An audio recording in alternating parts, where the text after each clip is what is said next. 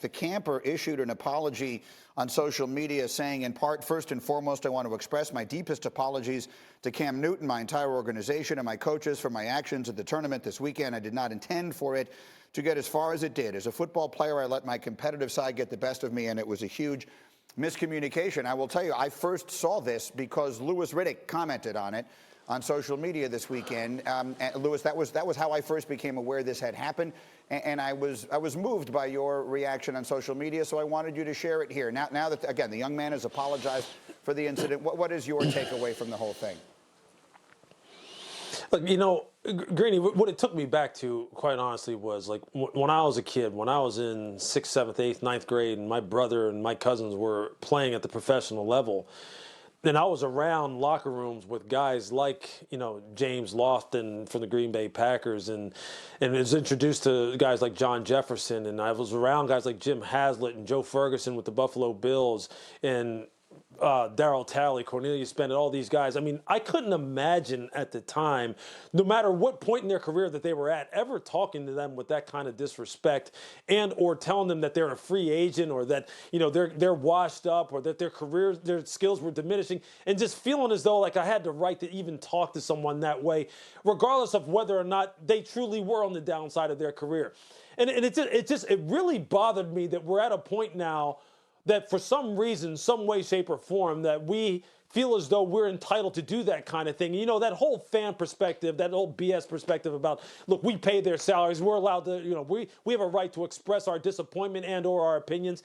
Yeah, you know what, maybe you do have a right to express your opinions, but there's also something called respect, and there's also something called decency. And I don't really give a damn what you think about Cam at this point in his career.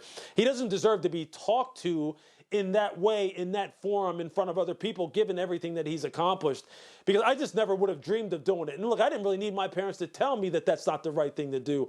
But right now, I mean, we're failing in some way, shape, or form if the youth of our country feels as though they have a right to talk to people that way.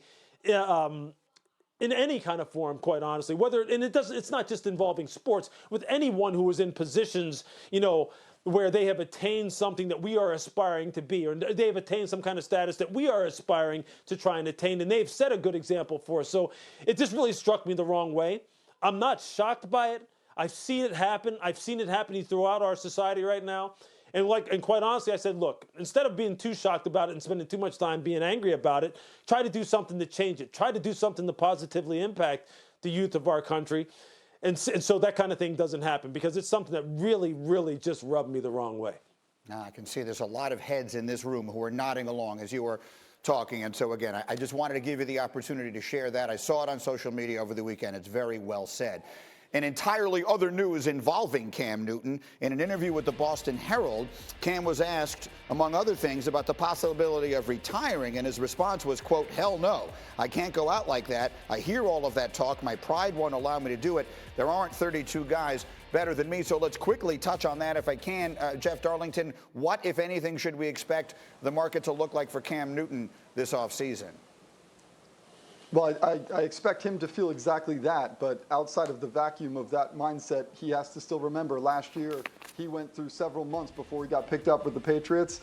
There wasn't much that changed this season other than being a really good teammate and staying manageably healthy through the season. So I would say that he's going to be waiting a little bit if he expects to get a starting job in the NFL, waiting probably all the way until August. Mike Tannenbaum, if you're the general manager of a team that has an opening at quarterback, how are you viewing Cam right now? He's competing. I'm not giving him the job. I think an ideal situation is Denver. Go in and probably back up Drew Lock initially. Drew Lock is not entrenched, and get healthy, rehab. He just wasn't the same guy after surgery. It looks like he needs more time to get to where he is. So I don't think there's going to be a starting job just given to him in free agency.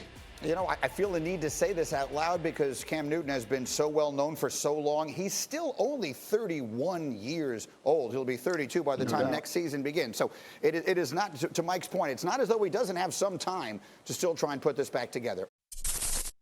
Thank you for watching ESPN on YouTube. For live streaming sports and premium content, subscribe to ESPN+.